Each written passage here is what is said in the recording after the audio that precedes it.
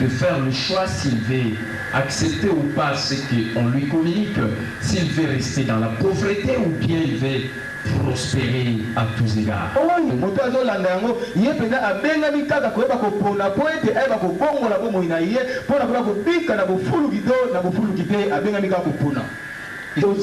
Ça parle du donner. Tous les aspects des données devenus prospères selon l'alliance de Dieu. Et celui qui prie dans cette église, c'est quelqu'un qui accepte de demeurer dans la pauvreté. Parce que si on ne connaît pas les choses que je suis en train d'expliquer, parce qu'il y a toujours un messager, un envoyé temps approprié.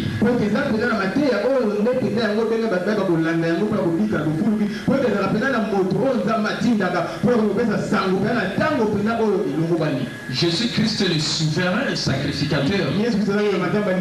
Il a fait de nous un royaume des sacrificateurs. Il y a des sacrificateurs qui apportent aussi le message.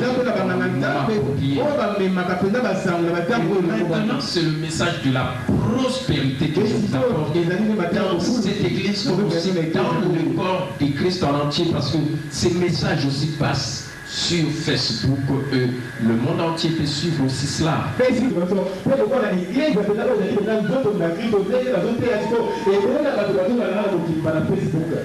Et ce que je communique, si vous ne mettez pas cela en application, même si vous priez, même si vous gênez, même si vous faites de la supplication, même si vous faites de l'intercession, vous n'allez pas prospérer. Ça ne viendra pas. Parce que c'est une question de l'alliance. Tu dois faire ta part et que Dieu fasse aussi sa part. Et Dieu est toujours fidèle pour faire sa part. Amen. Amen. Donc, j'observe vraiment tous ceux qui viennent. Et les autres là, je vais les voir aussi avec un œil. Je leur dirai, vous venez dans cette église pour demeurer des pauvres. Ça, je regrette. Parce qu'il faut prendre la décision. Ce sont des enseignements très importants. Les gens doivent courir vite pour venir suivre les enseignements qui dépendent de leur propre vie. Pour le rendre meilleur. Et c'est une malédiction de la loi. Voilà pourquoi il faut que tout un chacun puisse prendre, c'est-à-dire que faire face à ces géants.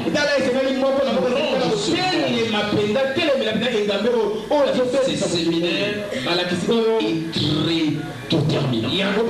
Si vous ne le mettrez pas en application, déjà donné. Priez, changez la que vous faites. Je vous regarderai aussi longtemps que vous ne mettrez pas. Je partage avec vous. Je vous dirai, tout ce que vous êtes en train de faire ne sert à rien. Vous demeurez toujours dans la pauvreté. Et c'est la parole de Dieu, la bonne nouvelle, qui peut chasser la pauvreté dans la vie de quelqu'un pour mettre la prospérité.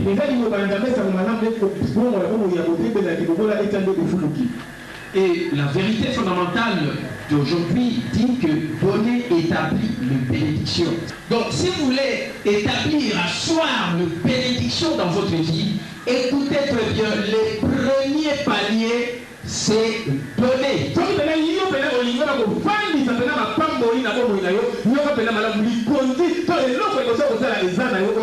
Et c'est une église, allez ailleurs, vous n'entrerez pas dans la prospérité de Dieu et vous ne serez jamais heureux dans le bonheur, parce que la Bible dit il y a plus de bonheur à donner qu'à recevoir.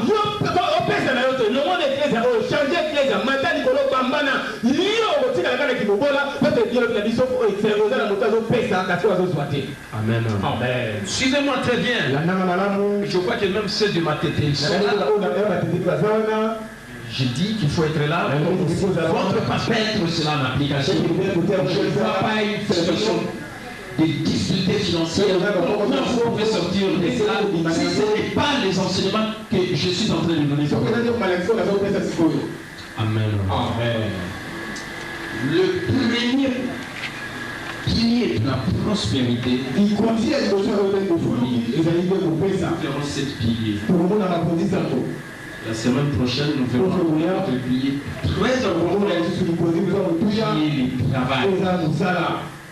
Mais aujourd'hui, nous parlons de donner. Qu'est-ce qu'on doit donner? Nous avons parlé d'abord du fondement de l'alliance, de la prospérité. Nous avons parlé de la prospérité selon l'alliance. Nous avons vu également pourquoi Dieu nous fait prospérer. Et nous avons vu également comment Dieu nous fait prospérer. Et à partir d'aujourd'hui, pilier de la prospérité. Alors suivez le développement. Comment Dieu prospère-t-il? Le mode de prospérité de Dieu est différent de celui du monde.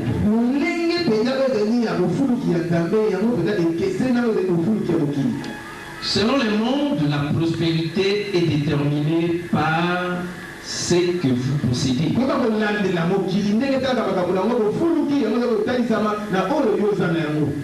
Donc, pour le monde, ce que vous possédez, c'est ça la prospérité. Et les gens font tout ce qu'il faut pour posséder des choses, pour dire qu'ils sont prospères.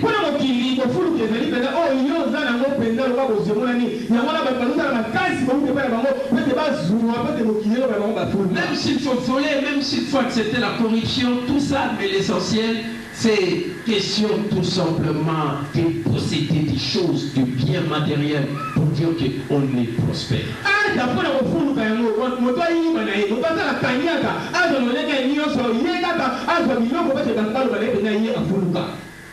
Mais dans le royaume de Dieu, la prospérité est fonction de ce que vous donnez.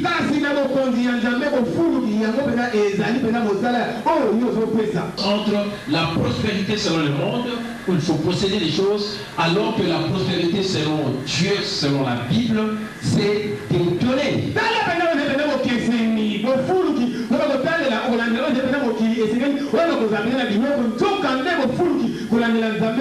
Donner, c'est vivre. Ça te donne aussi la vie. On est plus béni en donnant qu'en recevant. C'est ce que la Bible dit. Amen. Amen. Vivre comme c'est ça le monde qu'il faut dans le royaume de Dieu. Alors, quelles sont alors les 4 dimensions du don?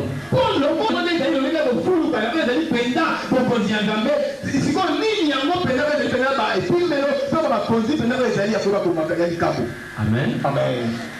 Quelles sont maintenant alors ces dimensions du don, les 4 dimensions du don? Et là, vraiment, il n'y a pas d'excuse. Suivez les choses que je partage et chaque fois que vous viendrez dans la maison de Dieu.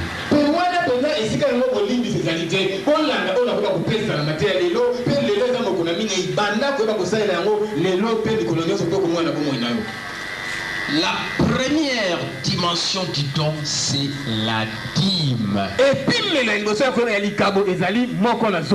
Répétez après moi, la dîme. À haute voix, dîme. Dîme. Amen. Amen. Dans Malachie chapitre 3 verset 10-12, la Bible dit: apportez dans la maison, et si je n'ouvre pas pour vous les écluses des cieux, et si je ne répands pas sur vous des bénédictions en abondance. Et la suite continue où on dit que Dieu menacera celui qui cherchera à dévorer pour vous. Et s'il y a des choses qui veulent toucher à votre plantation, ainsi de suite, Dieu cherchera aussi à détruire. Et les gens du monde diront: vraiment, vous êtes heureux parce que vous apportez vos dîmes à la maison de Dieu.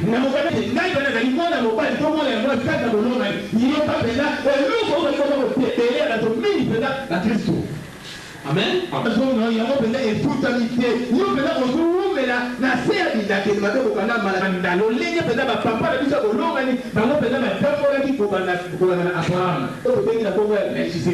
Amen.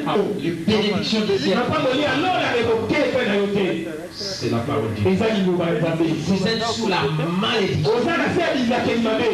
Et aucun pasteur de la délivrance vous trompe pour dire viens, que moi je te délivre, alors que tu ne payes pas la dîme. Aussi fit le serment de payer les dixièmes de tous ses biens à Dieu.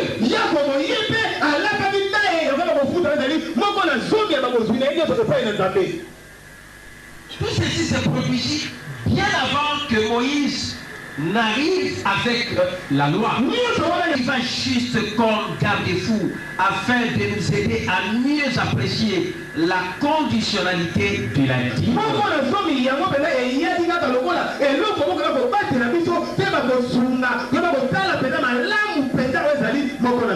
Écoutez très bien. La dîme de vos revenus ne vous appartient pas. Et c'est par là qu'il faut commencer. Ainsi, vous ne donnez pas la dîme, car vous ne pouvez donner que ce qui est à vous.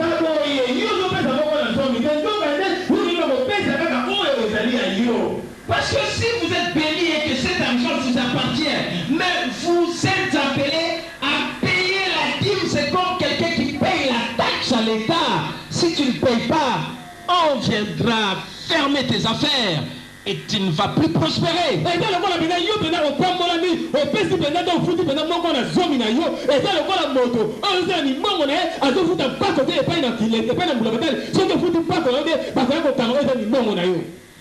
D'autre part, la parole stipule que si pour une raison ou une autre, vous mangez ou utilisez ces dixièmes, Dieu vous le redemandera car il lui appartient. Et si quelqu'un veut racheter quelque chose de sa dîme, il y ajoutera un cinquième. Alors il y a même une amende. Si vous avez mangé la dîme de Dieu, vous allez rembourser. Et la dîme plus l'amende de 5%.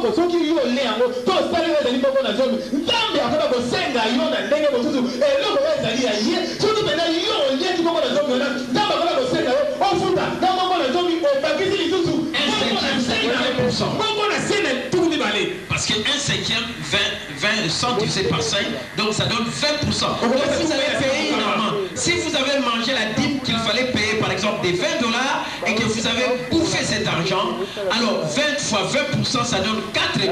Vous allez payer la dîme des 20 en y ajoutant l'amende de $4 et ça donne $24. Il y a $20 au lieu qu'il y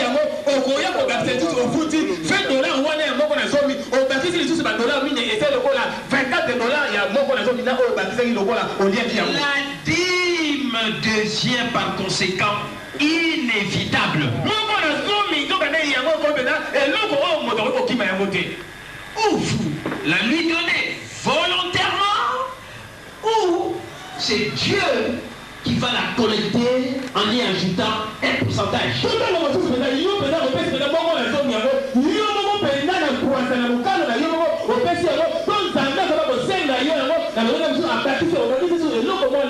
Parce que si vous ne donnez pas votre dîme selon votre volonté, c'est que Dieu va maintenant chercher à collecter cette dîme auprès de vous parce que vous avez sa dette et en même temps vous allez payer l'amende de 20%.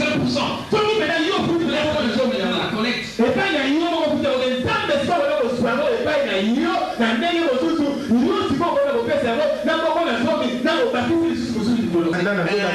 Important. Aujourd'hui, j'avais dit que je donne un séminaire très important. Amen. Amen.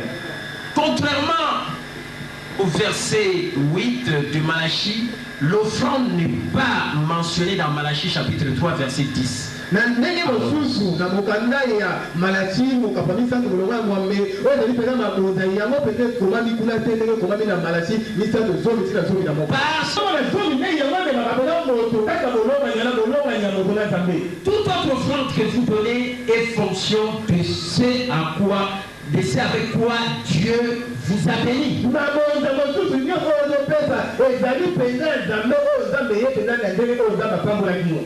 Et là on dit apportez toutes les dîmes.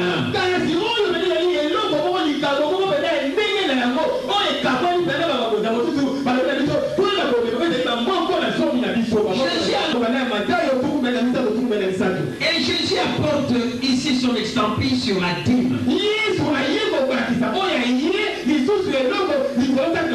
Et là on dit que la dîme est obligatoire, indispensable à la réalisation de vos droits d'alliance. Si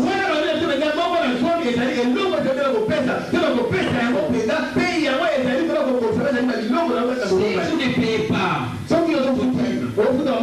les choses seront toujours dures pour vous. Voilà pourquoi beaucoup de gens travaillent, beaucoup de gens font des choses, mais les gens deviennent toujours durs parce qu'ils ne payent pas la dîme. Suivez très bien, les choses deviendront toujours dures pour vous si vous ne payez pas la dîme.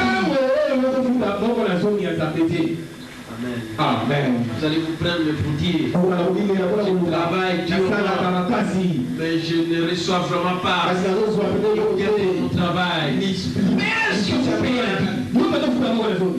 C'est le problème.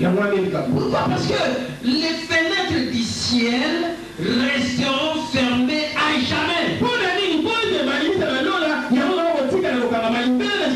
Du ciel. Bénédiction du ciel. Là où quand vous faites vos dons, directement ces dons font que les nuages se forment au ciel pour que, une fois qu'il y aura évaporation, la pluie va descendre et ça sera la pluie de votre bénédiction en votre saison. Mais cela sera fermé le ciel, les fenêtres du ciel sont fermées aussi longtemps que vous ne payez pas la dîme.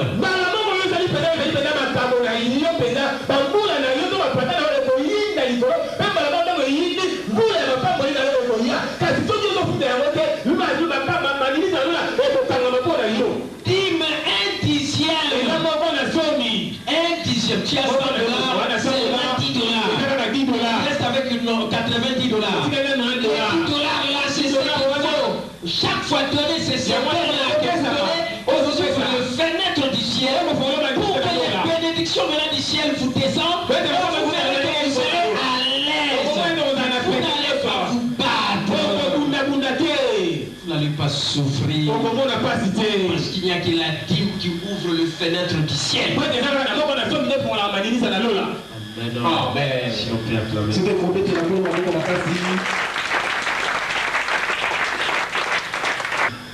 Et le reste close, vous continuerez dans la pauvreté.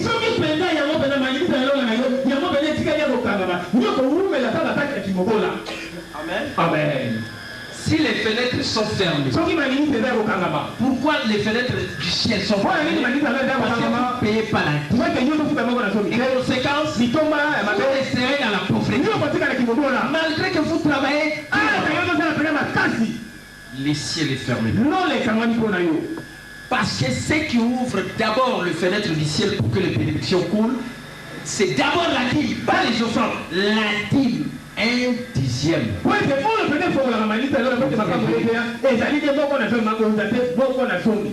Amen. Amen. Les fils qui d'après la loi reçoivent les dîmes de leur père, payez aussi leurs dîmes par Abraham, et aussi ses enfants.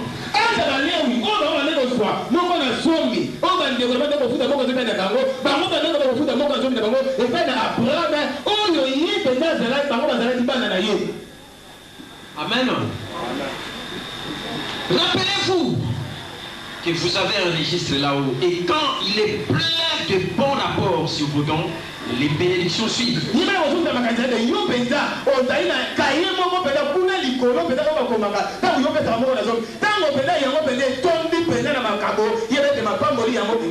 Voilà pourquoi la Bible dit c'est la bénédiction de l'Éternel qui enrichit et il ne la fait accompagner d'aucun chagrin. Dieu veut afin de maintenir ton nom dans le registre de l'Alliance. Est-ce que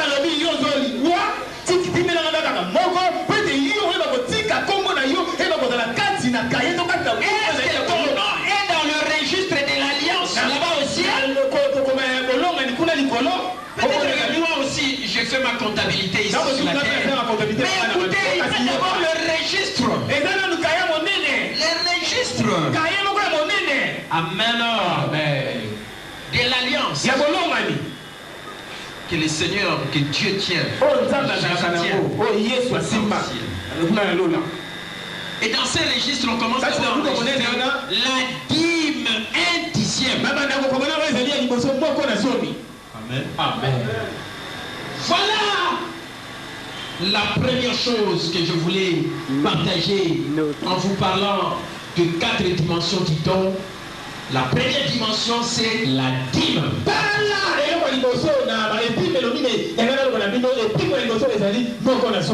On dit même les Lévites paient la dîme, bien qu'ils recevaient aussi la dîme de leurs frères, mais ils paient aussi la dîme. C'est pour dire que les pasteurs aussi, suivez très bien. Je crois que le pasteur Raoul est là. Paye rien, le ciel sera fermé pour toi, même si tu es pasteur.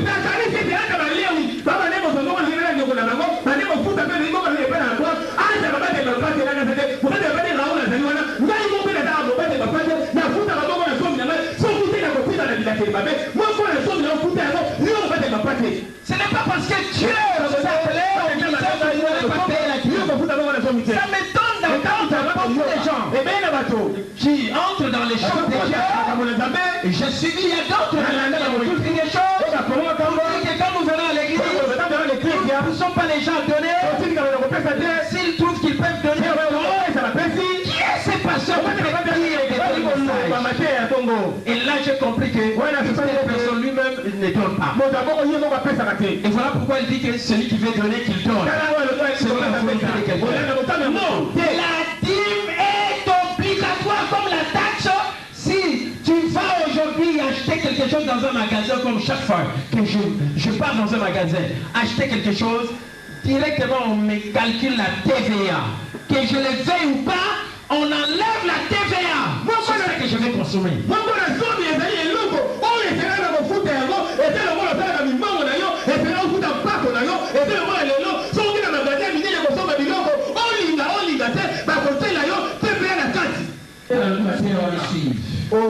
Peut-être que vous aurez dans un jour de c'est le cas du pasteur.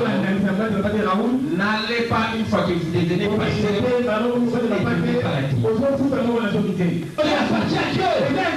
Amen. Amen.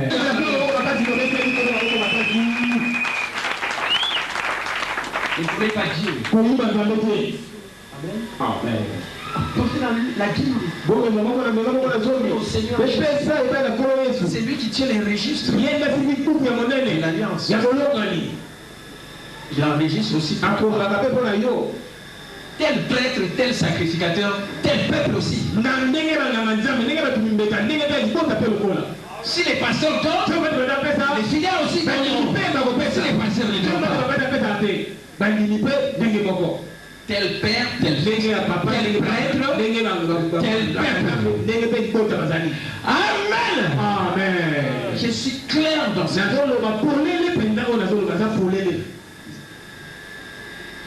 On ne vient pas donner la dîme. On ne donne pas au pasteur. On donne au Seigneur. Et on amène dans la maison. Là où vous êtes nourris spirituellement. Là où on vous bénit. Amen. Amen. Abraham a été béni par Dieu. Et il a pris la dîme de toi. C'est le type de Jésus. La dîme de la paix, ça pasteur. Non. Et puis ta pensée et tu resteras dans la malédiction aussi longtemps que tu ne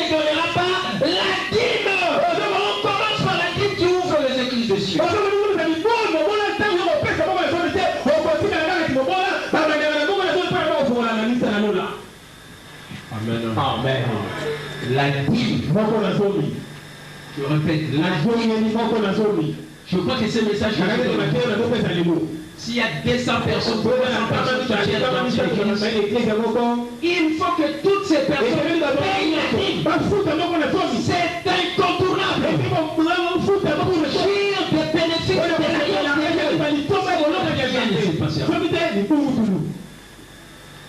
si les choses ne marchent pas, ne dites pas parce que je ne comprends pas qu'est-ce qui marche. Ne posez pas la première chose à vous savoir est-ce que vous payez la dîme de Dieu, la dîme de Jésus. Amen. Amen. La dîme du Seigneur. Si vous payez ça, que tu sois pasteur, que tu sois parent de l'Église, tous nous payons la dîme. Et que cela quand Dieu me bénit, quel que soit ce que Dieu me bénit, je vais enlever un dixième. Directement tu vois Jésus, c'est à vous que tu vas apporter. Amen. Amen. Est-ce que vous suivez? J'insiste. Moi, je le fais. Depuis que Réma a commencé, les statistiques, même de la manière dont on donnait, je vais toujours parmi les meilleurs.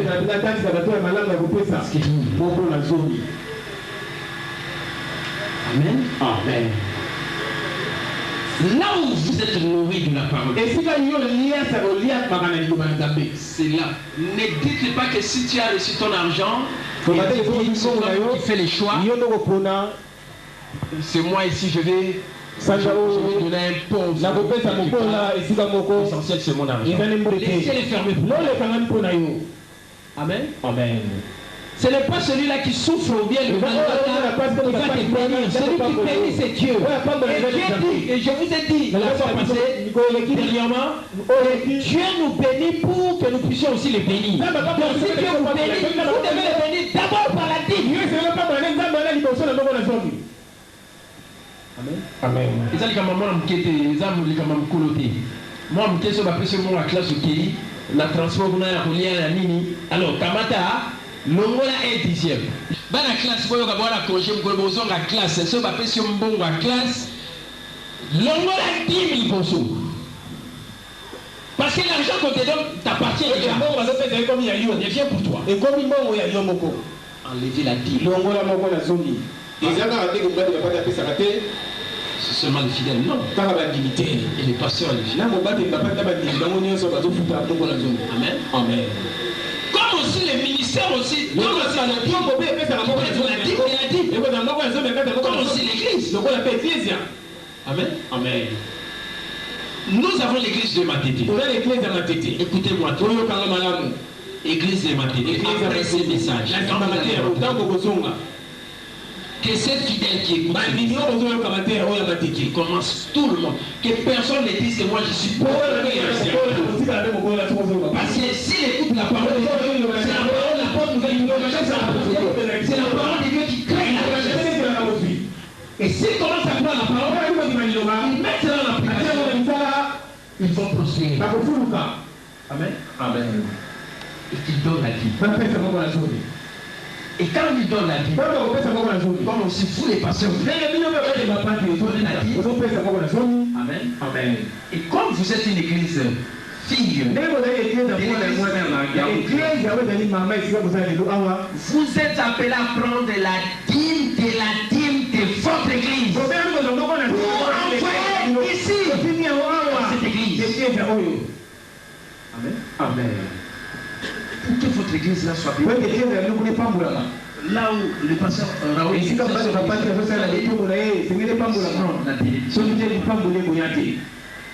Amen. Amen. Amen. Amen. Paye la dîme à l'église. L'église prend la dîme.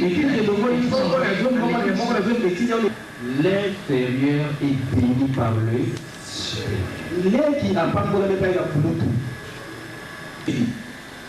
où que vous puissiez partir, Si Dieu vous bénit, prenez votre église, envoyez-la. Et vous donnez ça au Seigneur. Et ça vient. Ici. Amen. Amen. Et votre ciel sera ouvert. Qui que tu sois. Si tu n'as pas une église, que tu prends toi-même ta dîme, envoie ta dîme au Seigneur. Dans ton église, là où on t'a mis, là où on te reconnaît comme membre. Parce que même si tu voyages, tu es membre. Nous disons, tu es non résident. Tu es membre de cette église. Tu as aussi des avantages de cette église. Et tu dois envoyer ta dîme. Ne volez pas votre église. Beaucoup de gens, une fois qu'ils voyagent, ils ne payent plus. Dans le magasin, ils voyagent matériellement. Ça c'est mon constat. Ceux qui sont venus ici. Pas si à la difficulté financière, ça je vous dis la vérité. Parce qu'ils ne payent plus leur vie. Et surtout en Europe, c'est le royaume de Dieu en seconde place. Payer aussi la dîme. Pourquoi ils sont dans des blocages? La famille surtout. Parce que la blocage va foutre dans la dîme. Mais quand ils étaient ici, ils sont allés là. La dîme appartient à Dieu, le Seigneur. S'il vous bénit, il faut payer votre bénisse. Quand on va dire aussi dîme, on va voir le bien, on va avec un maman, on va mettre au pessier, au petit dîme, on va pas moyen de s'embêter. Parce que vous avez un mariage, vous avez une bénédiction, vous avez une bénédiction, Nzambe, ordre. Aïe, vous pouvez pas passer, parce qu'on a un état par nous. Mais il faut d'abord commencer par là, la dîme. S'il y a quelqu'un qui comprend.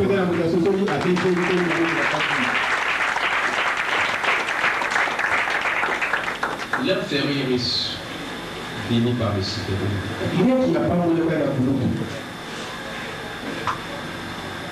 Nous sommes dans le ministère, on trouve quelque part, la dîme la routine là. Et pas un temps, l'église là même. Amen. Si nous avons dirigé l'église, nous avons pu s'admirer dans l'église là.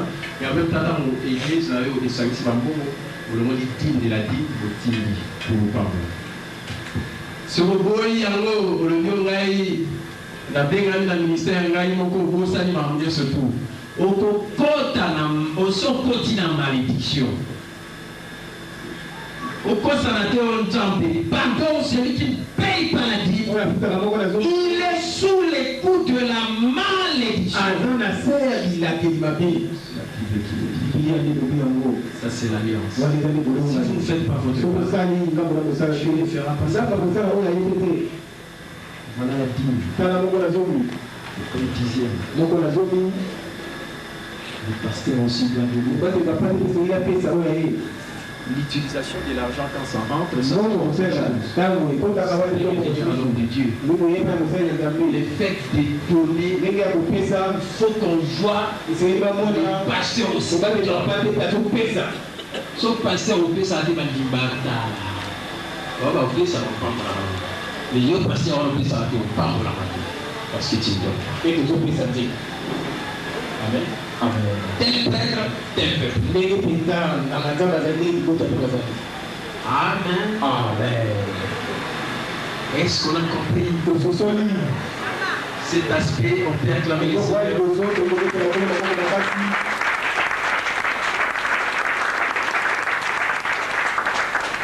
Banda lelo.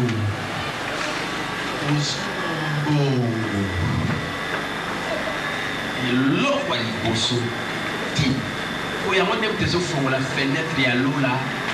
Et pas même dans le nuage et se former pour ma pangoli. Et ça, offrande était, et ça des dîmes.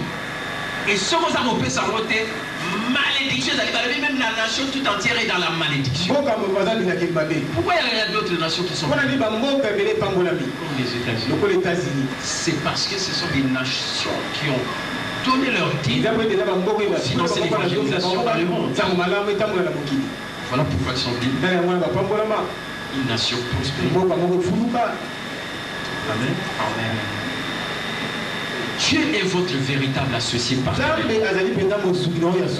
ne payez pas votre part, ce qui est afin de dire Salama Kamunayo, Nganazawana, Tamozo Samakamuno, Sokomantoto, Ogomakantoto, Osalaka Nyoso, mais au Munagaka, aux Otoka, aux Arabes frustration, aux Omona Passi, aux Arabes Sengwa, aux Salamoto. Quand vous avez aussi été mituna au futaka 1/10 na nyo surtout nzamba pambo la kayo sokite lelo banda ya amen acclamons très fort.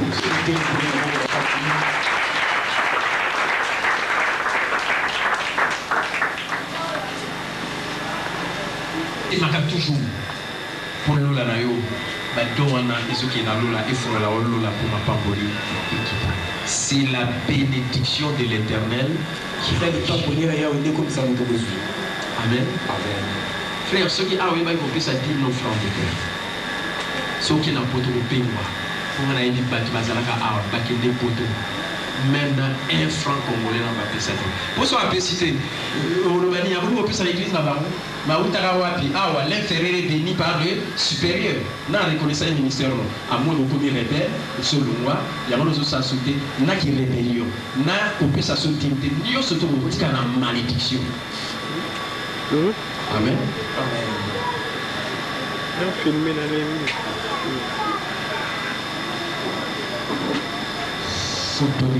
C'est une copie ça.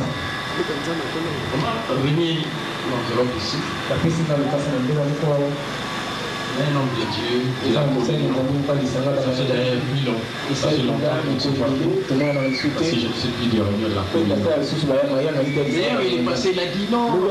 Je suis passé, puisque vous m'avez donné ma dîme. Vous êtes au bureau, moi j'ai dit non. Je ne suis pas allé au bureau, je suis là. Je dois laisser ça. Moi j'ai dit laisse ça à l'église. Il a déposé, on vient de me remettre ça. Il a son église qui est. Mais il sait que quand il vient dans la communauté, s'il va être béni dans l'exercice de son ministère, l'intérieur est béni par le Amen. Il donne au Seigneur. Là, dans le cadre du ministère, l'intérieur est béni par le supérieur. Ça, c'est dans le cadre du ministère.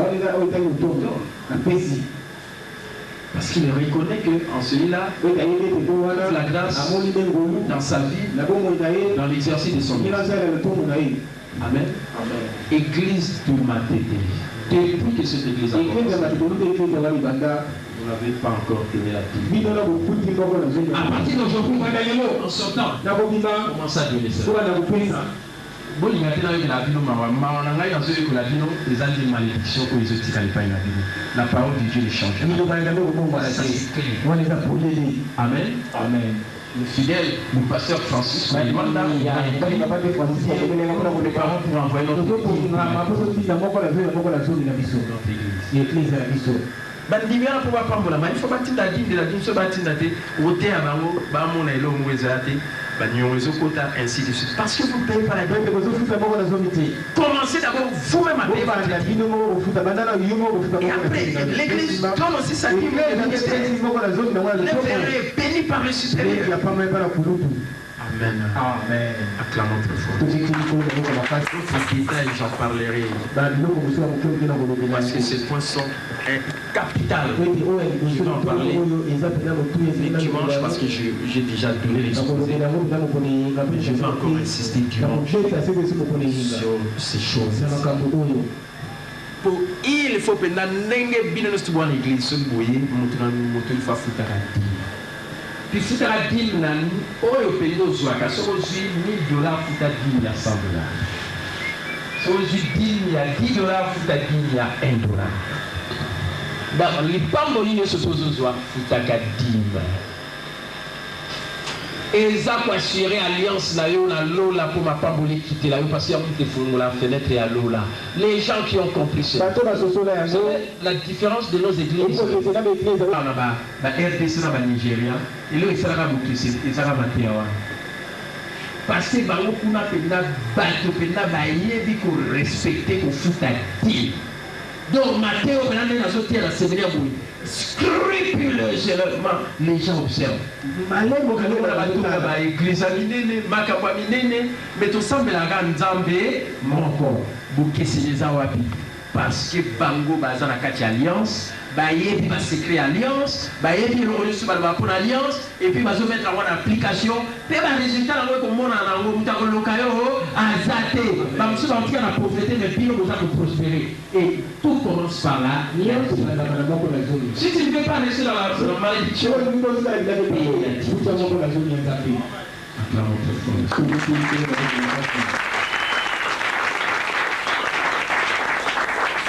deuxièmement, les dons pour la promotion du royaume.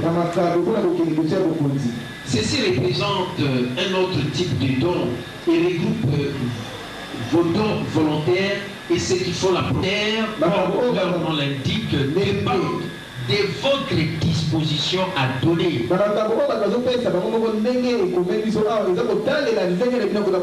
Jésus en faisait référence dans Matthieu chapitre 5, verset 23, en disant, si donc tu présentes ton offrande devant l'autel, Yesu penga ye alobaki yango na mokanda Matayo mokapami tano molonga tukumi bale na misato koyeba koloba soki yo penza otelemi penza oba kozala liboza na liboso de tumbelo. Cela veut dire que vous devez vous présenter devant l'autel de Dieu avec quelque chose entre les mains.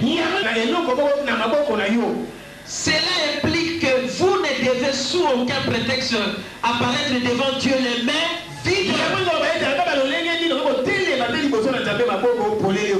Ceci n'a rien à voir avec la dîme, mais c'est votre offrande volontaire.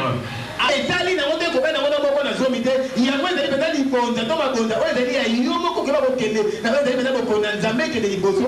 choses doivent se faire dans l'ordre. Vous savez, donner aux pauvres ce que vous ne pouvez pas donner à Dieu, mais c'est une folie. C'est une folie.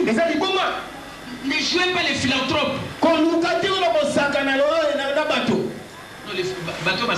les philanthropes. La philanthropie. Amen. Amen.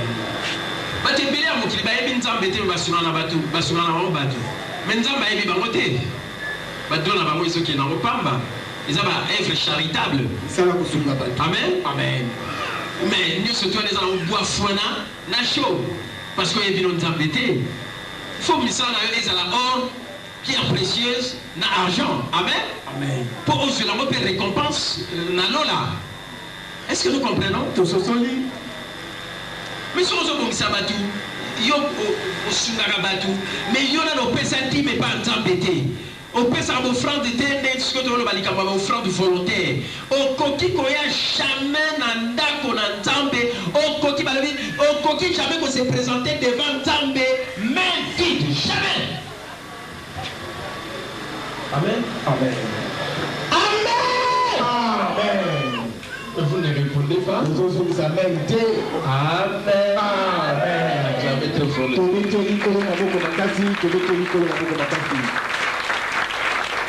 Devant Dieu. Avant de quitter, d'abord Nzambe. Même la dîme de l'objet, tu peux s'en pas à Jésus. Et pas à Seigneur, pas à Nzambe. Tu ne peux pas vous douter, et pas à Seigneur. Amen. Amen. Amen. Amen. Si nous voyageons, on va faire Nzambe. Voilà qui est désolé. Mon qui m'a pas le pasteur on le dit azara sikani na kete sa dîme na ngai o ya Nzambe mon ça na Nzambe azula. Amen. Amen. Parce que normalement l'église apporter à la maison du trésor. Amen. Amen. Nous sommes dans la dîme, dans la salle Nzambe, dans la balabala, dans la ndaku. personne dans Nzambo bazala d'église alors comment ça pour la première fois tout va même la bambo l'argent perdu non mais bougi comme les amener dans la maison amen amen comme aussi les offrandes volontaires pour l'avancement du royaume de Dieu. Tu ne peux pas te présenter devant les autres. Dès que tu es en église, il n'y a jamais l'église awa, il y a mais vie de Saramaka. Voilà le message. S'il y a quelqu'un qui a compris.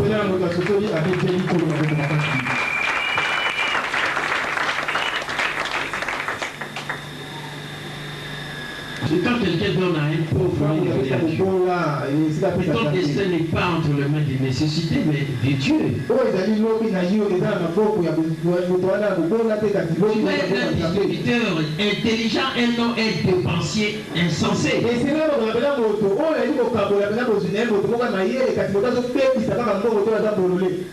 L'offrande volontaire représente tout ce avec quoi vous vous présentez devant Dieu afin d'apprécier le bienfait de sa main sur votre vie selon les bénédictions qu'il dispense dans votre vie.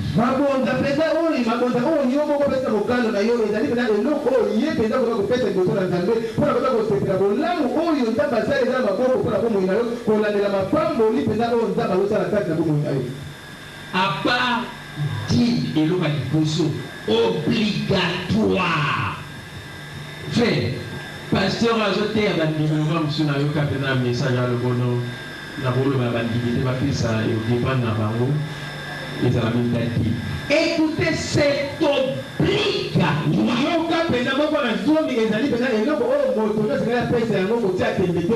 Sinon, tu es sous l'exemple. Mais l'offrande n'est pas obligatoire. C'est volontaire, comme la Bible dit, celui qui sème paie. Moissonne paie, celui qui sème abondamment, moissonne abondamment. Tu dois planifier tes dons. Parce que tes dons qui vont vers au ciel là-bas, ils retourneront pour des bénédictions. Il faut programmer cela, il faut planifier. Dieu aussi c'est un planificateur.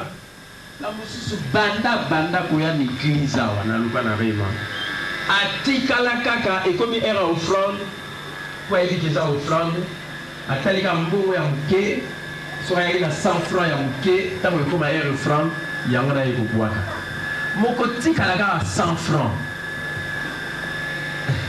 amen okotikala kaka 100 francs na 50 francs. Parce qu'il faut programmer tes offrandes. Ngata modele bandaka na banda ko pesa offrande na gai na banda na 500, 1000 francs, 1500, 2500, 5000, 7500, 10 000, 15 000, 20 000, lilo na 25 000 francs congolais ya offrande na ko yiko kita jamais na série. Il faut programmer, il faut monter. C'est qui sème abondamment, récoltera abondamment. Amen. Amen. Kosoma manzambe surtout côté à finance boyelo ba osarlate et comme hier a opé ça sikoyo yo yaki une église oyela ki mutu likambo kutu ya opé ça te oyeba akutu te ke Bible loba okoki komona na miso na nzambe te main vide mais yo yaka dans l'église vous connaissez main vide bataille tango aussi là et comme hier a opé ça yo fanda opé ça raté frère lipamboli za te matakita. Même ta frère va dire que mangenge va causer au peut souffrir pour rien. Les pas pour les en jeûne, les pas pour les en prière, en supplication, en intercession, et il y a quand les camboya pour observer alliance. Vous faites votre part, vous allez dans votre Amen. L'offrande volontaire, tu ne peux pas te proposer pour l'éternel. Mais tu dois voir que je peux. Il y a compris ça. Amen. Amen. Amen. Amen.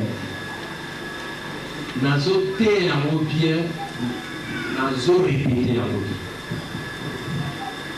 Vous avez un surtout nazo le bateko, vous avez un pasteur, nazo le batoza, vous pouvez c'est pas un zambi, dit vous pouvez c'est pas un Yesu. On atteste c'est celui qui est vivant, c'est Jésus-Christ. Il est assis à la droite du Père. C'est à lui qui nous donne. Tous les jours à l'enregistre. À chaque fois que tu donnes, il s'en va. Le coup n'a été comme il est télé. Tant que ça va nuage, et pas pour acheter ça la vie, ndeko. Mon colonzam va vous quitter la bénédiction na yo, et ça saison na yo. Et au pas du petit calibre, et ça l'exemple.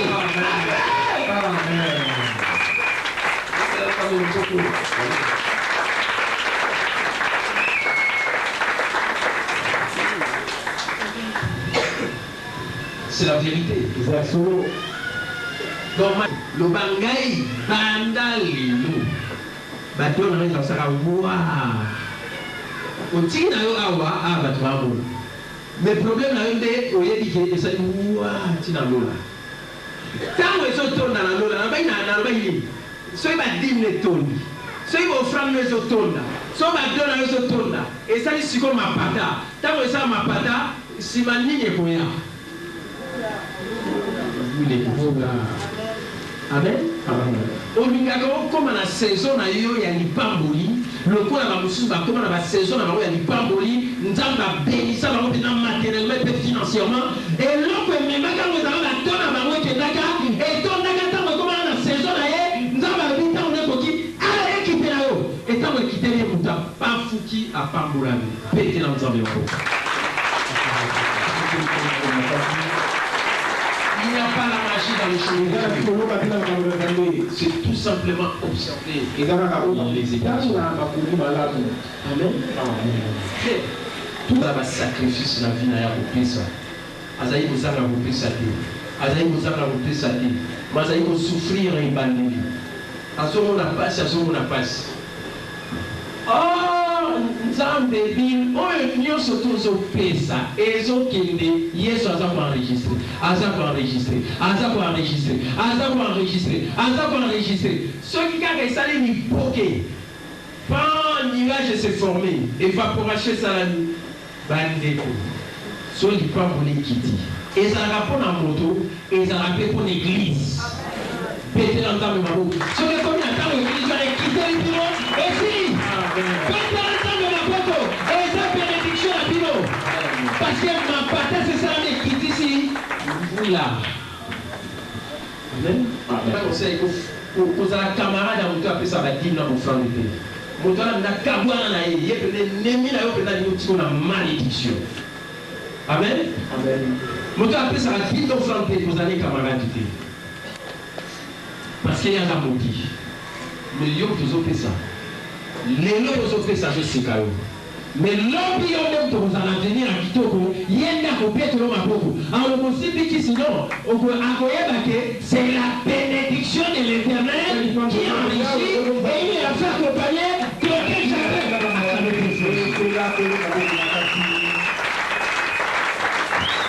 les lois dans la bataille, c'est un peu ça va dire là vos flammes. Dès qu'il n'y a pas eu sur la loi, il faut le nuage là, il se forme vite. Et ça n'a pas et quitte. Et surtout qu'il y a un temps où la zone va, et comme il temps où il y a un temps pour la papa n'a pas la naïe. Donc il dit que le bac en a vraiment. Frère, sorti Nicolas peut-être yo oyebi koyeba ko présenter. Ah, ici ça je regrette pour toi. Amen. Bâti en cause à Pino. Ok, intercession, ok. Les cabouilles à bénédiction matérielle financière, et il y a qu'à la prière, et il y a qu'à l'intercession, et il y a qu'à la macabouana, tant que tu ne donnes pas, il n'y a rien. Et l'eau vous appelle, vous appelle le côté. Amen. Amen. C'est un problème d'alliance.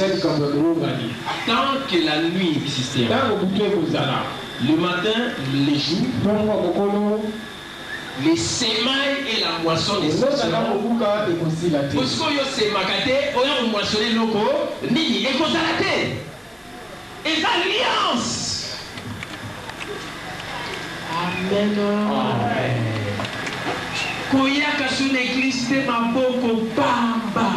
Oui, mais là, je vais agir à l'église.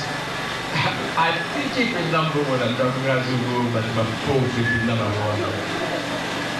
yo maintenant j'ai appelé l'église on va dire pour tiki oye Maboko Bamba et puis dans ma copie elle a repéré ça yo scofandi et dans ma tour on a ça là il côté bon on a et vous foutez le comme côté d'ailleurs au monde a bien des mots aussi là yo après ndenge otungisama parce que mbongo wana ekenda na direction ya lolate et pas exemple ko koyeba ko protéger so ba yibi mo pe ba koya ba koyiba pe facilement parce que vous tapez ça va dire nzamba lo bien ko menacer oya koluka asiba bozuna yo il menacera celui qui cherchera à détruire le pouvoir c'est Dieu qui va menacer si tu comprends la vérité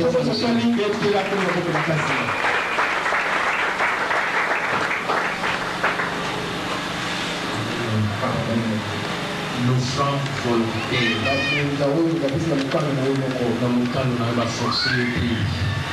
Dit obligatoire. Parce que moi, tu et ça obligatoire. Là, il est pasteur, là, il est on donne à Jésus. Amen. Et tu donnes là où tu es nourri spirituellement, là où tu es décollé, là où tu as acheté des avantages. Nous avons une église, c'est combien de temps vous voyagez. Mais l'avantage, c'est quand vous allez à l'église, vous allez à l'église, mais c'est pas vous qui mais dis le faut que tu n'as pas et pas le temps, mais qu'on a et pas obtenir l'avantage, sont invités aux arts. Quelqu'un qui n'est pas reconnaissant.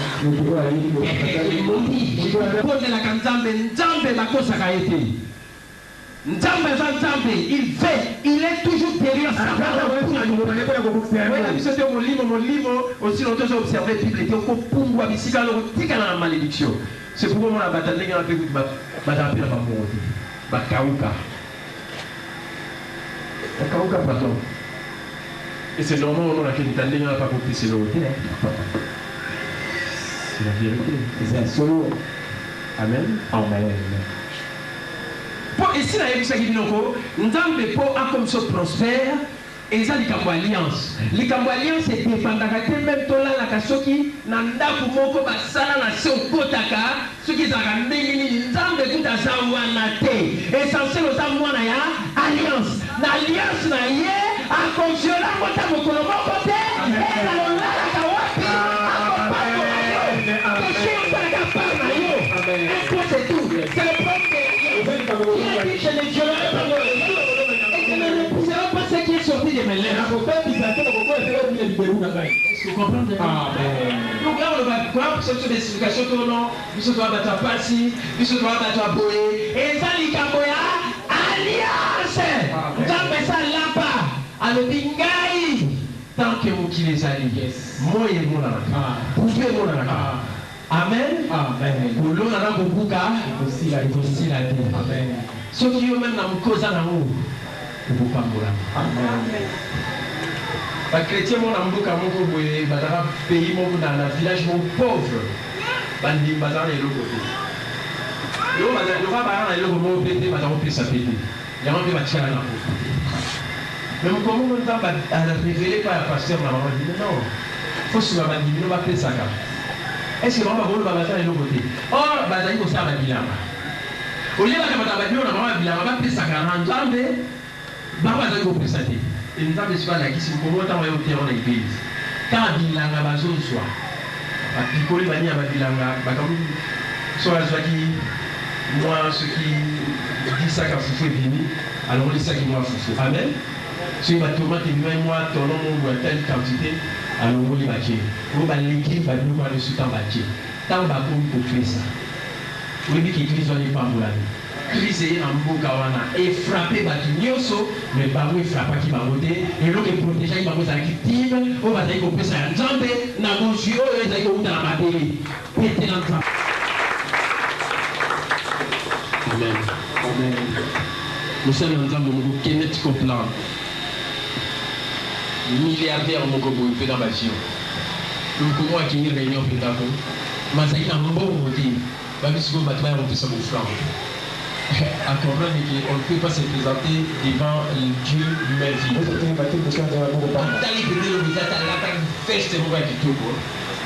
Amen.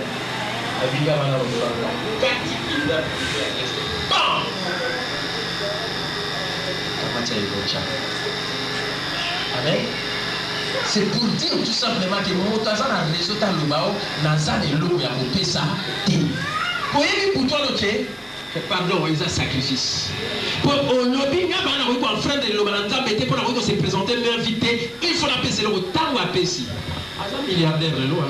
Va vouloir la bâtir en câble. D'ailleurs, David a aidé pour tant il livre moi sur la prospérité qui est la volonté de Dieu. Ils feront la prospérité papa moulama. Amen. Amen. Amen. Pour le bateau ça les locotés.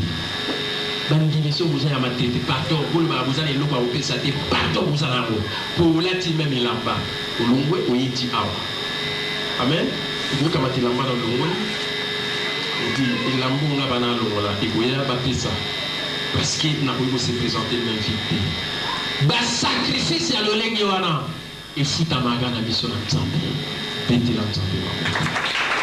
Voilà pourquoi j'entre dans la première catégorie, les offrandes du royaume. Offrandes sacrificielles. Sont ce que Dieu dit à Abraham.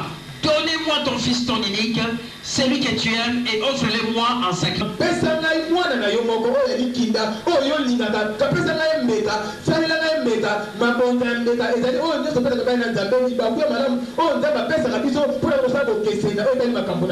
Tout ce que vous donnez pour l'avancement du royaume de Dieu vous reviendra toujours au centuple.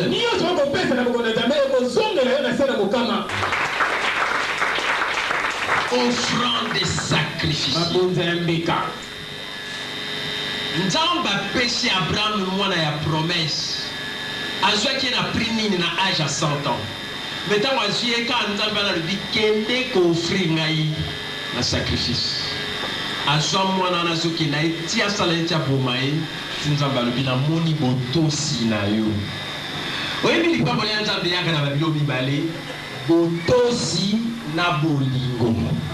Ponzambe tanga cheki moto na jardin alobi na lingi yo makasi na pesi yo jardin kito. Eza bolingo na ngala la kisi. Lokola ngala la kisi yo bolingo yeba peke ngai nzambe na lingaka pe bato pe ba la kisanga bolingo eza kanga te nzambe lokola na za bolingo na la kisabino bolingo. E façon ya la kisanga bolingo ezali nini botoseleki beka pete na nzambe maboko. L'obéissance veut mieux que le sacrifice. Tu seras béni. Vous savez, il y a des gens, pas les dimanches passés, mais l'autre dimanche, ils ont fait des sacrifices. Je vous dis sincèrement, tout celui qui a donné, et c'était juste la moitié de l'année, second semestre, j'ai les droits que je sois payé parce que mon don sacrificiel. Et c'est Dieu qui bénit. Amen. Amen. Et j'avais dit que tout celui qui veut donner, comme ce qu'il voit qu'il n'est pas en mesure de donner, et on a vu des gens se lever.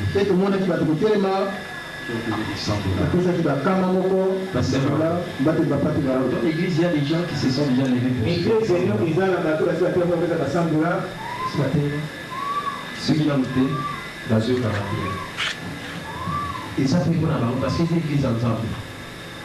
Église ensemble qui parle au Sika, nous se disait ensemble. Ce qui est le principe ensemble, dans sa femme mesure. Il y a au Pessa, à Monica, au Pessa, sur la personne qui n'a pas aidé les parbolis, ils allaient. C'est ça. Amen.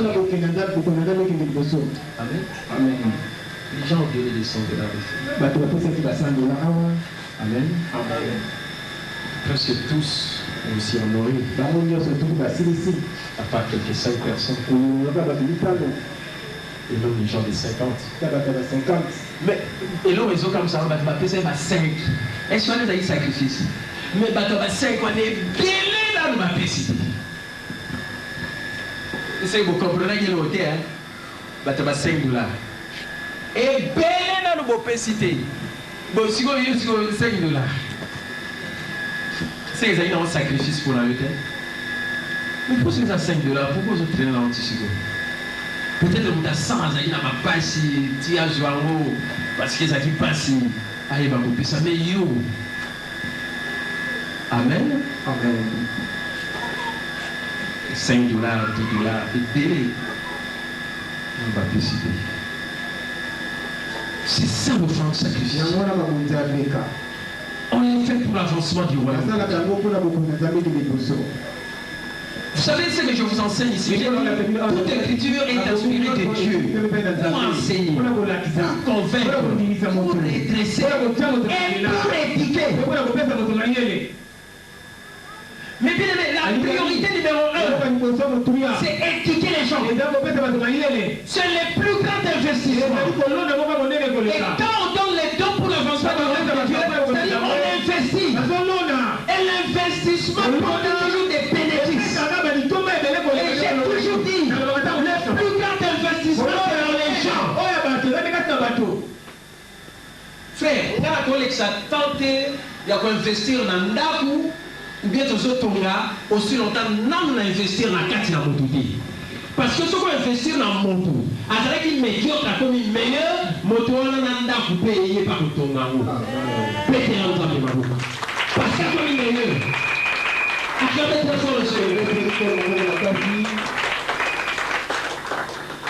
Il faut assurer l'éducation des gens. Et c'est ce qui va nous parler de la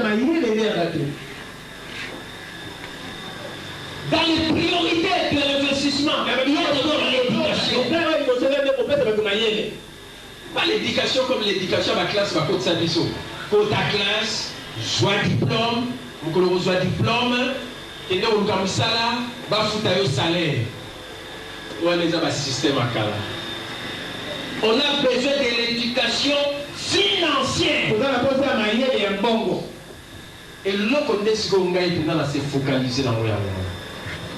C'est pourquoi c'est une des raisons que j'ai donné ce séminaire parce que j'ai parlé du thème prospérité à tous égards et éducation financière. Parce que le plus grand cadeau que les parents peuvent donner à leurs enfants, c'est le don de l'éducation financière. Montre aux enfants dès les bas âges comment on gagne l'argent, comment on protège l'argent des prédateurs, comment on gère l'argent, comment on fructifie l'argent. Comment on fait ça des informations financières? C'est ça la base. Moi là que des classes, professeurs a vendu les caméléons. Et même à le roi a les caméléons. C'est tout le balade. La caméléon a changé à boulet. Aussi vous serez changé à boulet, changer les cameaux. La crénie. Bon, les salutateurs au là, il a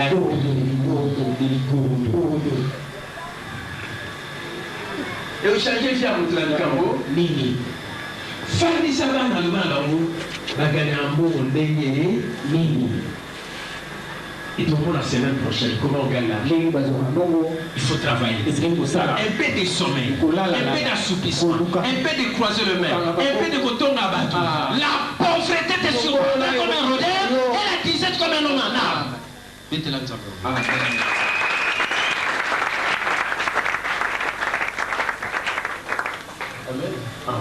Pour que ça va dans les lois.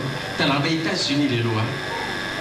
Bato baso na batante bana baba inotaka ba classe minene ali za batanga banini bazo ekolisa bana éducation financière ba gagner mbonde nini ba gérer nini après bana ba yima mbongo après ba ko ba entrepreneur après ba ko ba riche ba gagner ba vie na ba bazo mener une meilleure vie. Amen. Amen. Amen. Amen. C'est ça qui est important. Il y a moins d'amour. S'assurer l'éducation financière des gens. Et ça, les pélés à batouter. Après un mois, et même pour fonctionner, si on a battu, on va pour réunir un petit groupe pour avoir signé dans ma camp. Parce qu'il y a ça 6 mois.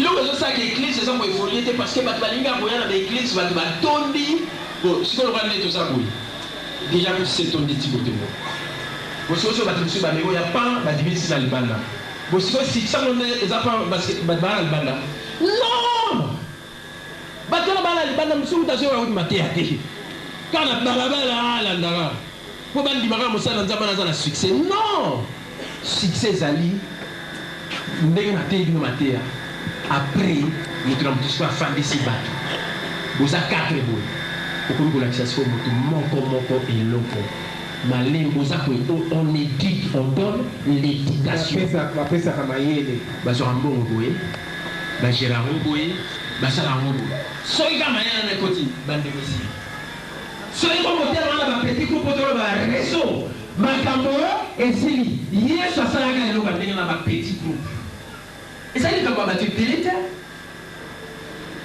bato balelo bazoprogrese mosika makasi eza bato oyo baza koyeba korenie bato na bapetit groupe ya mike nde toba bagroupe de maison o bavrai groupe lelo eza nini bafamille papa mama so ozwi lokola ngai na chéri na wana bana 6 toza 8 c'est déjà notre petit groupe amen moboti fanda papa na mama bofandisi bana po bino mpe bana ola mikolo bana makambo likolo nazopesa bainstruction po ebanda kutu bien ife bana na bafamille na bandako olete oya koluka siko bato baye kosangana na boye bato bazala na ndako bisika moko bobanda koassure éducation financière ya bana lakisa mwana bagalera mbongo ndenge ayeba eza likambo ya bamisaki bana te ndenge ezala na kongo eza likambo ya affaire elingi koloba nini oyebi koresoudre le problème ya moto na mbala mo basali nini bafuti yo etango bafuti ozwi mbongo mpo pambolani amen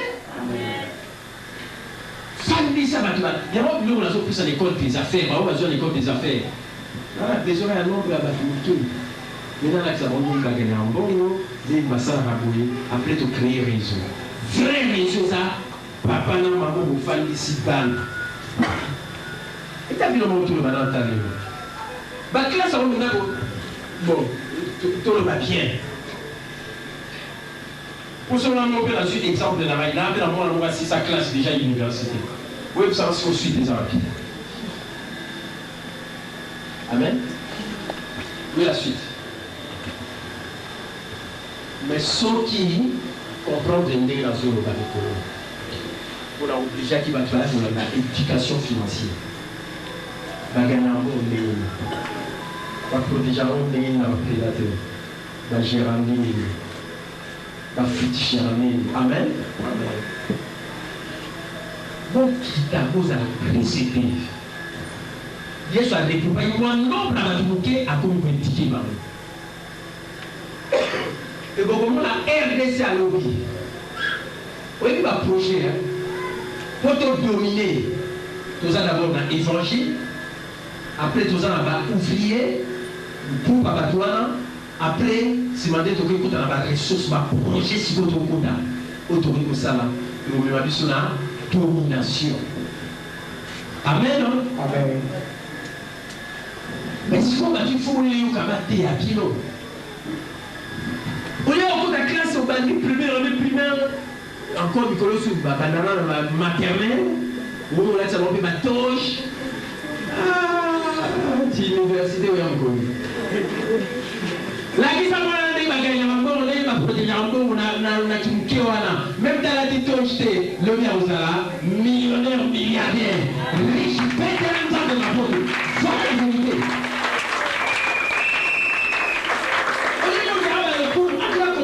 matière.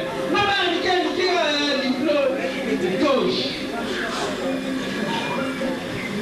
Au moins, un peu moins révélé. Le coup manie là. Après. À la maternelle, 6 ans ils ont primaire, 6 ans secondaire, 6 ans sur l'université, 18. Yo le temps aux autres moi la osale ba défense pour William Koroyi. Vous la trop. Amen. Amen. assurons l'éducation, mais pas n'importe quelle éducation. L'éducation financière. Amen. Amen. Oui, nous avons une éducation. Nous avons une éducation financière dans le monde. Et ça, c'est parce que nous sommes riches. Et ça, c'est parce que nous avons la connaissance. Oui, nous avons l'information. Nous avons l'éducation financière. Si nous avons des riches, nous sommes riches. Parce que nous avons l'information, nous avons l'éducation financière, nous avons la connaissance. Donc, nous avons impressionné parce que oh, on a bien ça dans le côté. Maintenant, nous avons c'est le bien. Et ça, il y a bon côté.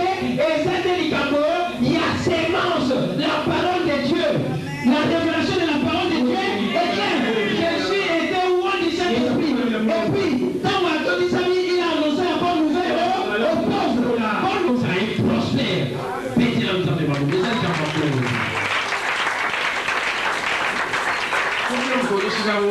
Bon patient sur la chose de la faire ouais bon.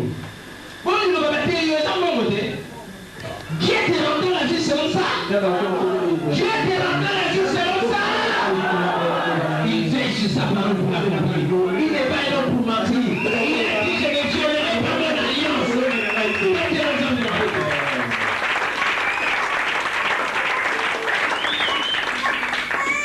Oui, mais ce bateau va être bien éduqué. Mais même dans le monde, c'est un problème parce que c'est un problème d'éducation. Tout ça, l'éducation archaïque qui a là. Et on m'a ce temps pour la dire.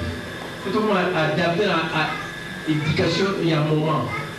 Bon, tu sais, on va bien éduqué. Dès la vie, on va tout bien éduqué. Vraiment, après un mois, on a collaborateur, on a travaillé pour la il faut qu'on réunisse notre petit groupe. On a réuni sur un bateau, on a partagé ma bouche comme un camp. Aza pour éduquer maman, aza pour éduquer maman. Il y a même des assurer un changement. Il y a même des la domination.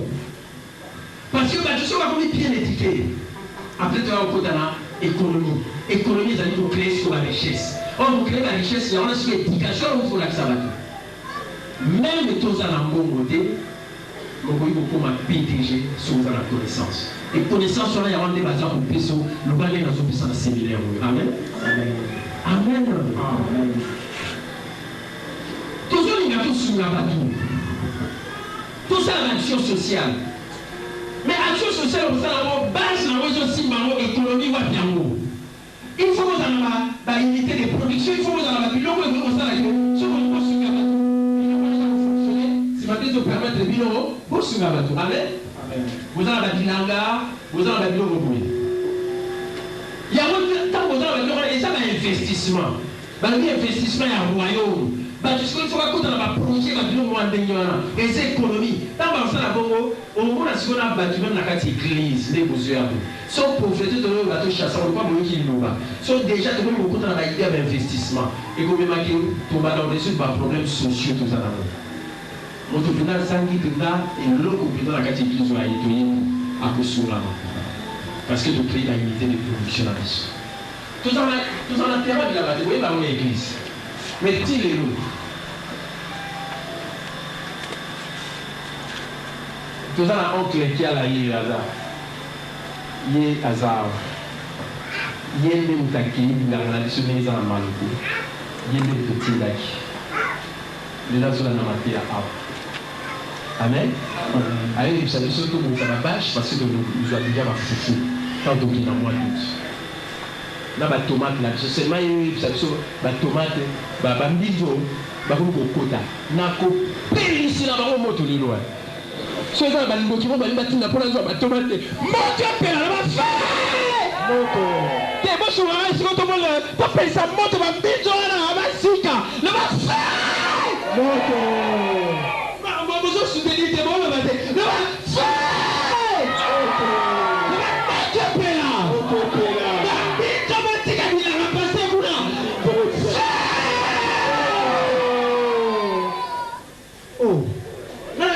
Tomate dans la baline, aubergine, moto, tika pardon. Et combien on a yo cho bambizo ba ya ba tomate moto pila. Ici la police ya odae. C'est ça batumsi ntema. Ta batumsi ba ntema mabi. Si on doit c'est la bonne chose bizo ya. Na tombo ipela lo mato. Abila ngakuna maluku. Akinga kati. Moto pila.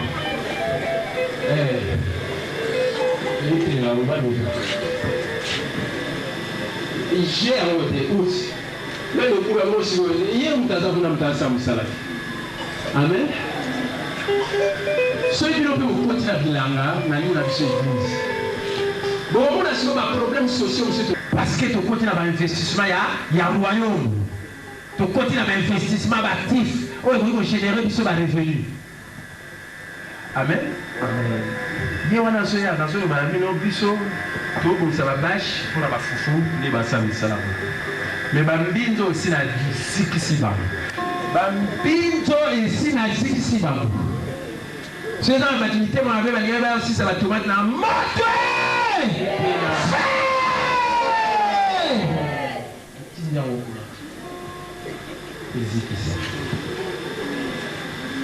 Amen.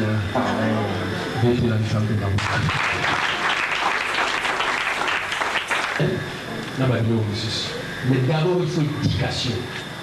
Il faut qu'on fasse des sabbats. Les parents vont faire des sabbats. Beaucoup de gens vont gagner un bon. Non, si c'est même prochain dans le village, on a plus un enseignement. Bien que les écoles des affaires, $20, on va vous foutre. Lazare obligé d'appeler sa vie parce que tout doit commencer par l'éducation. Mais l'éducation financière. Amen. Donc, ça veut dire que gagner un bon, dans moi petit budget, moi amen. Parce que tout le monde va travailler. Pour ceux de s'aligner dans ton condition dans le projet, pour les alliés avancement et royaume. Peut-être que dans ici, quand vous allez au l'école. Mais l'école, il y a piège à l'éducation financière de autres ça. Pas dans un petit groupe. Vous formez un petit groupe, vous faites l'éducation. Et après, on a l'économie, c'est que vous créez la richesse. Parce que l'éducation financière vous permet de battre comme un entrepreneur, payer déjà ma propre affaire dans ma roue. Oh, entrepreneur, vous dites, pour tout le Congo, si vous éduquez financièrement, comme un entrepreneur, PDG. Amen. Étant comme un PDG action économique et comme une action sociale. Dans le de la promo et action sociale. Église, pourquoi tant sur les pères des saveurs? Parce que il y a église, il y a plus, c'est pas il y a politique. Non, l'église, il fait un mot important. Tout plus à la paiement dans la tout le monde, est-ce que tu peux souligner le mot pour m'embaucher ça là? Ils appuient. Amen. Au lieu que les baquets puissent aller dans l'église et là au sala, un monde sur la carte en pour le développement, ils appuient. Il y a un monde à côté de l'éducation financière. Qu'on l'a qui ça va gagner en bon, va protéger en va gagner, va gérer en ceux qui vont continuer à l'éloquer, va comme un entrepreneur. Ceux qui sont entrepreneurs, va créer des débouchés. Mais ça là, il faut déboucher. Misala et Gouzouama à partir de bâtiment parce que va payer déjà ma propre affaire et vous le chômage. C'est ça la contribution au développement du pays. Bête l'entendre. Si on va dans l'église, l'État au monde a bien la musique. Mais bâtiment en bas ça ma cabouana, tu vas vous pousser à la pébé nabino. Au lieu de vous qui n'êtes pas l'État, vous qui n'êtes là, et salissons ni pélé l'église des assos en puissance. Heureusement passer dans million d'années à m'emboîter. Amen. La clé de bain nous fait ça pardon 16 ans à ministère Yango. Tout ça là, tout là qui ça, rôle l'église les a jouer pour le développement de la Katina Mboka. Amen. Na ba projet autour ba beaucoup talent. Oui mais l'État, le roi va États-Unis va travailler bien. Le roi va aller les a bien. So l'État pena bien pena na lugana bambuka msindesi ba yako pesa ngabina ba soutien mo babi yo pendozo sunga batu po ba mabale belenga ko be balikona yo et bébité parce que zo sunga yo pendozo na soutien l'État mais awa nana osala tautala ndeko na mota ino pesa même temps tu balbaki kino pesa yekuna kino détournant le dité et qui pas mutusis Oh, Moutazo, je suis un vrai rôle. Bon, ça dérange, mais ce peut être qui n'est pas dans ma route, non, il faut église et garder dignité et garder position au à royaume parce que nous représentons le royaume de Dieu ici sur la terre. Acclamez très fort le Seigneur. Acclamez le roi. Quand on regarde celle de la terre et la lumière du monde, on pousse en rap et bien là. Si on comme un star, on comme étoile, on pousse en rap et bien là. Et derrière la carte d'alliance, on a déjà star. Donc quand on a alliance en tant que comme star, on va tirer, on va acclamer très fort le Seigneur.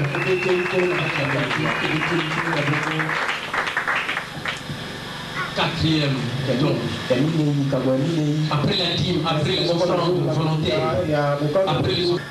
Les prophètes, c'est-à-dire les pères spirituels, sont des oies de l'Éternel envoyés pour votre bénédiction. Quand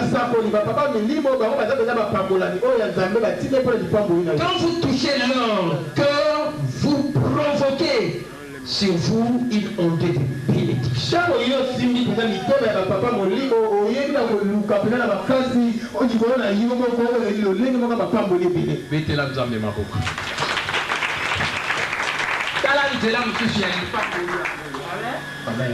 Dans la vie, il y a Jésus.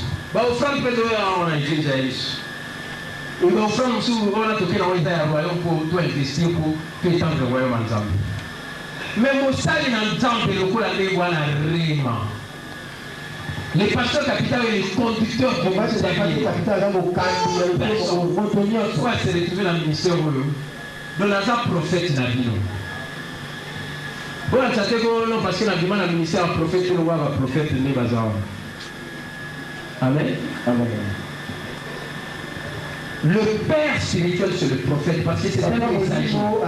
C'est lui que, quand avec le ministère, par contre, vous pouvez savoir le message, ils ont changé ma vie à battre. Amen. Amen. Et ils en offrent le mot avec l'offrande du prophète. Vous voyez pas dans la Galatie 6. Si vous avez l'offrande du prophète, vous les avez amenés pour la père spirituel. Galatie 6, c'est la bénédiction, il y a l'église.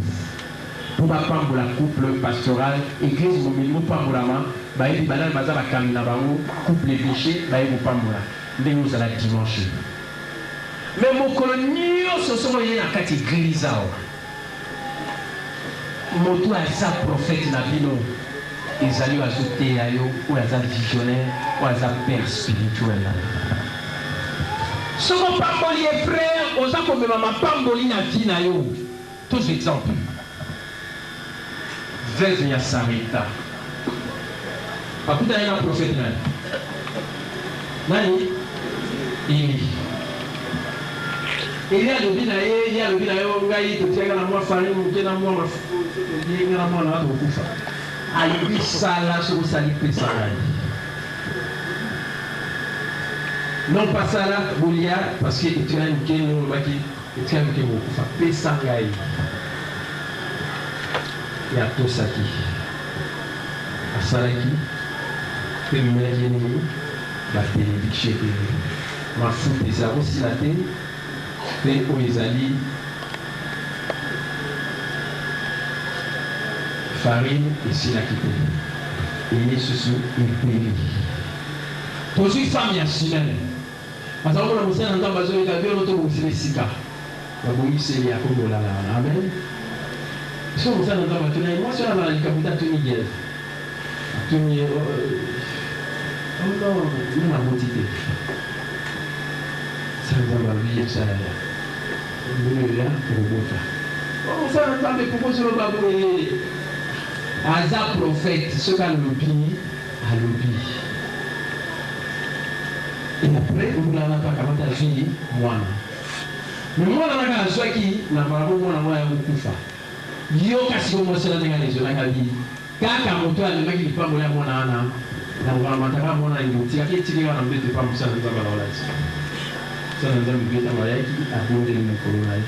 Moi, la sécurité, c'est ça. Beaucoup des enfants de Dieu ne comprennent pas la bénédiction qui vient de leur personne, de leur conducteur spirituel, qui sont leurs prophètes. Vraiment, nous avons la terre, la vie dans le bateau, banni les 1er janvier, les 31 décembre, pour vivre.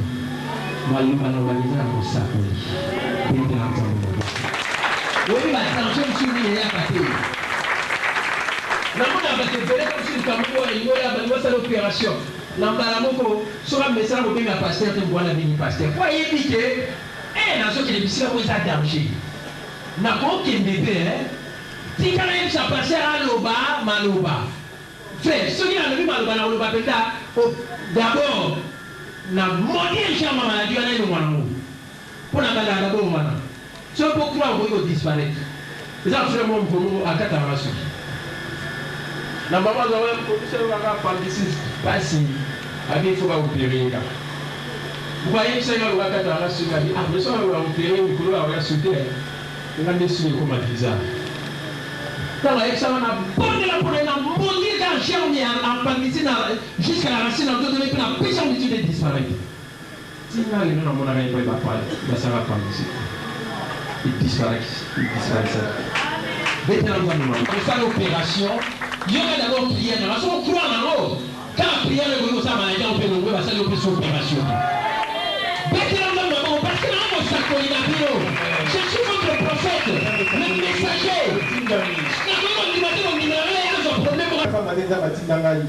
Est-ce que vous en avez dit?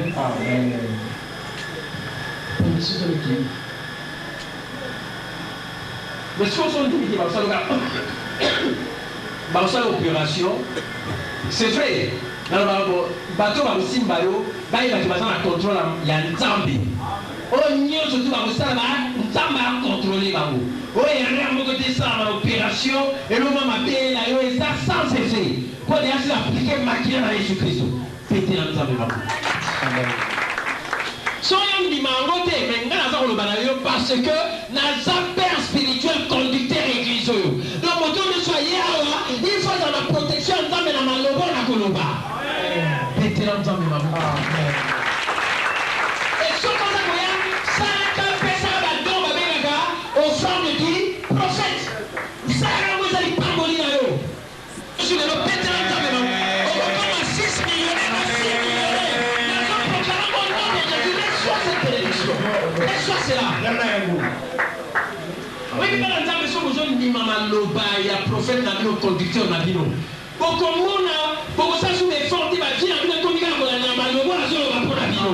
Et si vous n'avez pas de bino, il y a un bino, c'est là. Oh, ma part de les choses, il y a un bino. Bamba, bamba. Pété l'ensemble de ma boucle.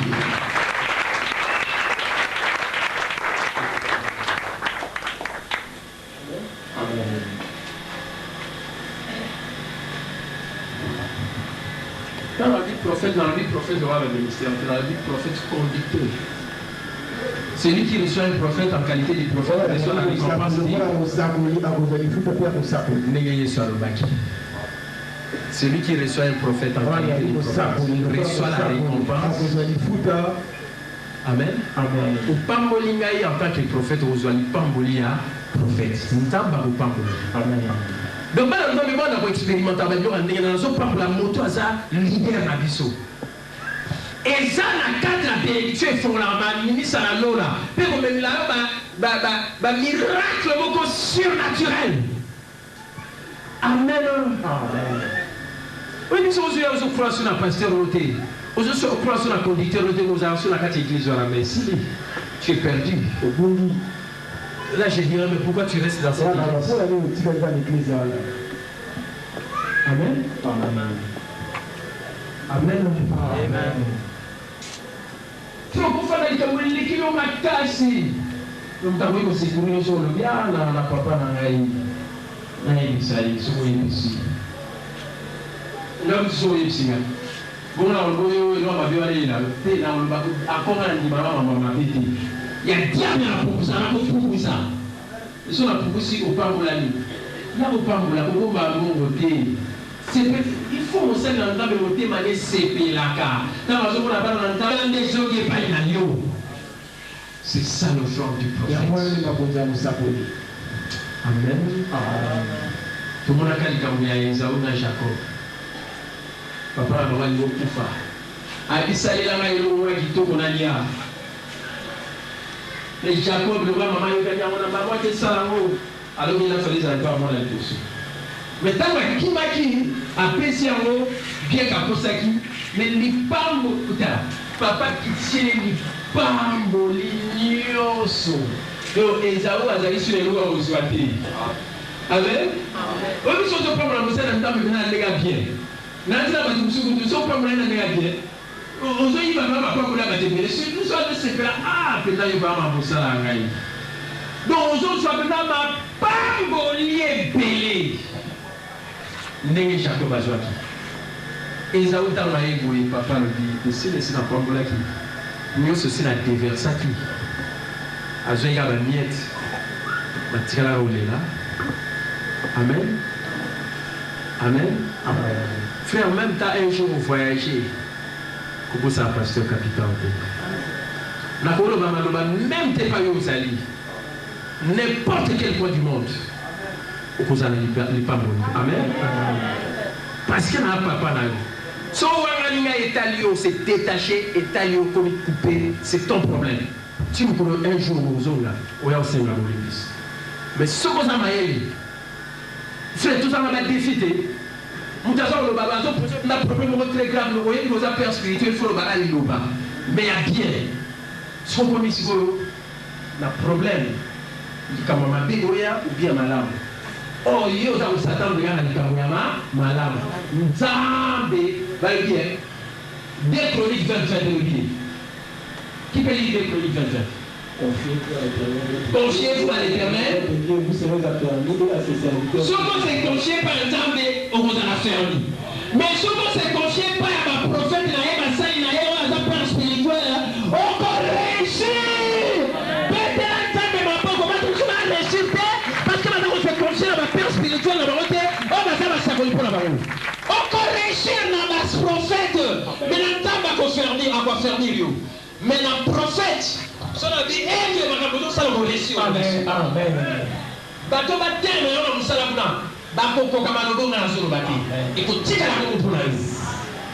Parce qu'on s'est confié dans le prophète. Et tu vas réussir. Amen. Mais ce que le prophète va dire, on ne peut pas me dire. Oui, il y a offrande de Dieu. Au prophète, pété dans le sang.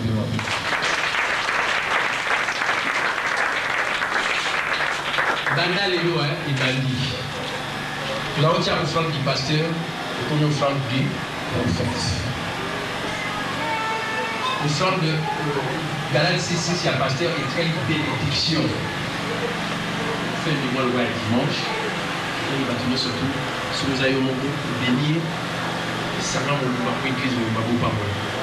Mais un prophète, il y a au monde, au Seigneur, au démon, au Seigneur, au Zambé, pas là. Soit on ne peut pas mourir dans des mois qui tous. Et on ne peut pas mourir dans des mois. Comme si on a un mandat, on va faire ça. Et ça est payé dans l'église, c'est payé. Oh, tout le monde peut s'asseoir au Yémoko. Amen. Dans ça, on dit, on peut avoir vraiment. Soit on a un dit, on peut avoir un salaire. Parce que à vous allez pas mourir avant, on a dit prophète. Laisse-moi cette bénédiction. Amen. Dernière, donc, 4e. Tu vas dire, tu as une offrande volontaire, tu as un royaume. Quand il y a un royaume, il faut qu'il y ait il y a volontaire, les amis, ce qui est un royaume. Après, il y a 3e. Il y a un investissement, ce qui est un royaume. 3e, des alliés offrande du prophète. 4e. 5e. Oui, ça dit qu'il y a une arme. 1, vie. 2, offrande au site au plus à un royaume. Vous va dire d'abord l'offrande, offrande d'adoration. Après, il y a une offrande, nous sommes sur un royaume d'investissement. Amen. Le 5e, c'est un sur la dévoilement. Tandis que 3e, tous les gens qui ont offrande, qui ont un prophète. 4e, des gens qui ont et pas pauvre. Amen. Est-ce que tu l'as dit? Pour aller dans les royaumes, tu as vraiment un liboso. Tant que tu as le cas où là où il y a l'église là, il y a le dit bon, dans mon église c'est comme ça, il y a un balle, il y a un salaire. Tu fais ça pour le royaume de Dieu. Dieu te bénira. Amen. Et quatrième, le pauvre. Et c'est la terre qui vous avez les pauvres parmi vous. Tant que vous avez ça pour la bateau, vous avez pauvre et vous avez des gens c'est la biso. Et là, dimanche, tu vas bien au monde.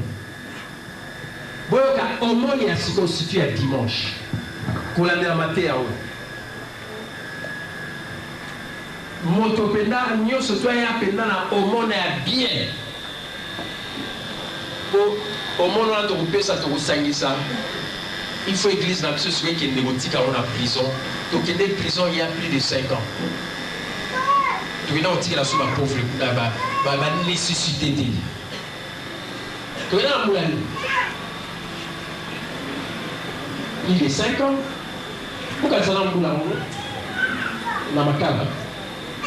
C'est perdu. Beaucoup de amis. Il y a un moulin. Combien? 2008. C'est possible, hein? Il est pas moulé bien, hein? Au monde, il y a dimanche. Si on y a la 5 il y a l'eau, si on y a la nuit, il y a la nuit. Tout 5 ça va bien, quoi, l'attend de Kouka, prison. Oui, et comme si on a du lobby, de ma belle, na pasteur moi prison il y a moi aussi oh autant to kinda liboso to mema ba biloko yem datuni ba bi pasteur capitaine bana ba le la nzala ba pasi moi été pasteur on est kakala là on suka ba prisonnier kala mboni boya oli bi keta na yo Matthieu zote manga bi pinda tango ngo pinda ya ngona bi fanda na ubinga yo lugana na numéro amen il faut to kende délégation il fait ça là et dimanche il faut te payer ça au monde na biso pour éteindre le souga prisonnier pour dans la CPK et beaucoup de délégation qui comme ça là ba on peut voter avant la bataille pour ça là pour li pamboyer ça la kawana aïe na ba tu vas souffrir à la prison pasteur capitaine moya kala amen amen vous êtes dans la pierre amen. Ceux parmi nous sont faits par la pas si bon bazali église de série tout seul là on sur la au monde amen mais autre ça la dimanche là ma où nous sur la pour le goya tout pour ça nous sommes nous préparer diaconesse Minga Madeleine que nous allons tout là de telle sorte que nous voyons ce ça là moto na moto luka au pesa pour le monde tala pas il logo nous va pas pour la pour pesa pour la pauvre ba nécessité. Et tant que tu me la belle amie, bah bengi na lobby na 22h. Pasteur capitaine. Vous voyez to kindaka na pour nous couper na non on appelle archibishop petit. Vous voyez bien c'était ces jours-là. Et maintenant to kindaka na kende soupe na kenda soupe. Peut-être vous avez aussi occasion to kende soupe na. Amen. Yesu alibaki na prison kwa utala mateo. Yesu alina prison parce que ça pour nati. Amen. Baba ni malade on est au table monter qu'est-ce Yesu est wana. Tout ça là on est ma pambo libilo kwa wana des ali ma pambo ye utarepa ina nzambe fongola kanola. Amen. Pété la nzambe maboko. Donc dimanche déjà on te va ça. Voilà bénédiction pour le pastoral mais tout ça au monde opération pour la likambo la prison de Tokende et bandi dimanche. Et moto a bongisa o ya yé kitoko aya na boso na pesa stambo ya so pesa iloko ni biloko ala ni so to musangisa ko mi mona prison nous aussi la il faut te ça le roi doit agir peut-être ça va même dans la août on va pas s'étendre mais il faut ça dans la boule amen tu peux finir simplement to pesa kana motema malamu pesa ka pene sengo et lipamboli na nzambe et kolanda yo balinga te voilà prière boso ya prospérité o ezali donné que les 4 sortes ya don otomoni tika nzamba pambola lilo banaye akom samwe ko na moko ko kolanda lilo banaye na kombo na Yesu Kristo molimo mosantu asunga moko na moko po ekomettre yango na application po nzela mosusu eza te ezali kaka bopele wana na kombo na Yesu Kristo. Amen. Amen. Donc dans le moment dans le royaume, action de grâce, il va faillir.